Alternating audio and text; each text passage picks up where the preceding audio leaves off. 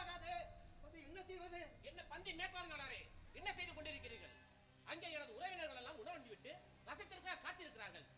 விரைவாக ரசம் எடுத்து செல்லுங்கள். ஐயா, மன்னிக்க வேண்டும், இங்கு ரசம் தீர்ந்து விட்டது. என்ன ரசம் தீர்ந்து விட்டதா? விருந்தின் முடிவே இறுதியாக பருந்தும் பலசித்தான் உள்ளது.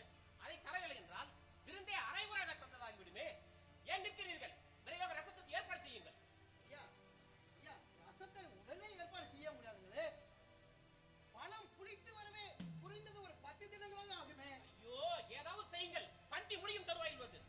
இல்லை என்றால் என் மானமே போய்விடும். ஐயோ, விருந்தினருக்கு பலரசம் கூட தர முடியாத படு ஏழ்மைகளை அடைஞ்சு விட்டானே என எண்ணி என்னை பரிகசிப்பார்களே, எள்ளி நகையாடுவார்களே. நான் என்ன செய்வேன்? நான் என்ன செய்வேன்? அம்மா, பாருங்கள் அம்மா, என் நிலையை பார்த்தீர்களா? விருந்தினருக்கு ரசம் கூட கொடுக்க முடியாத விதியற்றவனாகிவிட்டேன். அப்பா, விதியற்றவனாகிவிட்டேன்.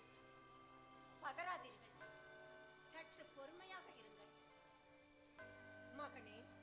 அம்மா, உன் உதவி தேவைப்படும் நேரம் வந்து விட்டது.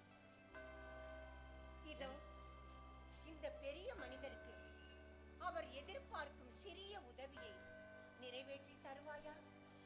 என்னம்மா சொல்கிறீர்?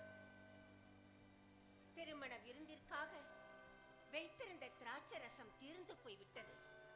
இப்போது இவருக்கு உன் உதவி தேவைப்படுகிறது. அம்மா, என்னுடைய நேரம் இன்னும் வரவில்லை என்று உங்களுக்கு தெரியாதா? மகனே, இறை திட்டத்திற்காக கையளித்துக் கொண்ட உமக்கு தந்தையின் கருணை எப்பொழுதும் உண்டு என்று உன் அன்னையான எனக்கு கண்டிப்பாக தெரியும்.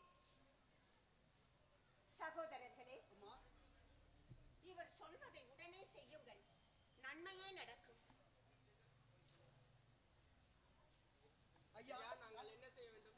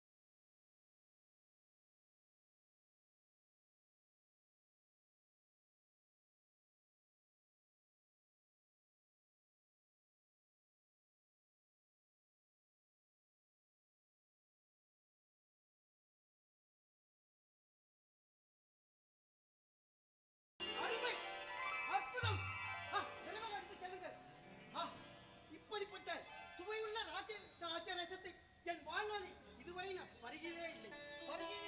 தண்ணீர் ராஜரசமாக மாறிவிட்டது. அற்புதம், அற்புதம். ஐயா, அருமையான விருந்து, சுவையான ரசம். இது போன்ற சுவையான ரசத்தை சீசரின் அரண்மனையில் கூட நான் பருகியதில்லை. ரொம்ப நன்றிங்க ஐயா, வருகிறேன். ஆமா, நல்ல நேரத்தில் வந்து என் மானத்தை காத்தீர்கள். நன்றி அம்மா, மிக்க நன்றி.